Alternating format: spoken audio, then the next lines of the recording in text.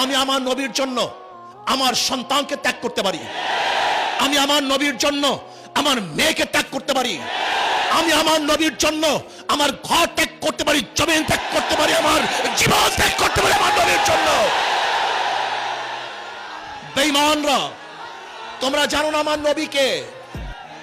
তোমাদের খবর নাই? জনাবে মুহাম্মদ রাসূলুল্লাহ সাল্লাল্লাহু আলাইহি ওয়াসাল্লাম জাতের উপরে যদি আঙ্গুল তোলো, ওই আঙ্গুল জায়গা মতো রাখা হবে না।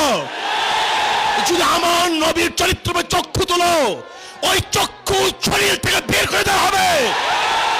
যেই জিহ্বা দিয়ে আমার নবীর উপরে কটূক্তি করা হয়েছে, ওই জিহ্বা ছিঁড়ে ফেলা হবে ইনশাআল্লাহ। জনাবে মুহাম্মদ রাসূলুল্লাহ সাল্লাল্লাহু আলাইহি ওয়াসাল্লামের সম্মান রক্ষার জন্য, ইজ্জত রক্ষা করার জন্য, ইসলামের অস্তিত্ব রক্ষা করার জন্য যদি জীবন দেওয়ার প্রয়োজন হয়, মাল দেওয়ার প্রয়োজন হয়, রক্ত দেওয়ার প্রয়োজন হয়, কে কে রাজি আছেন? নারায়ে তাকবীর। আল্লাহ আমাদের সবাইকে কবুল করেন।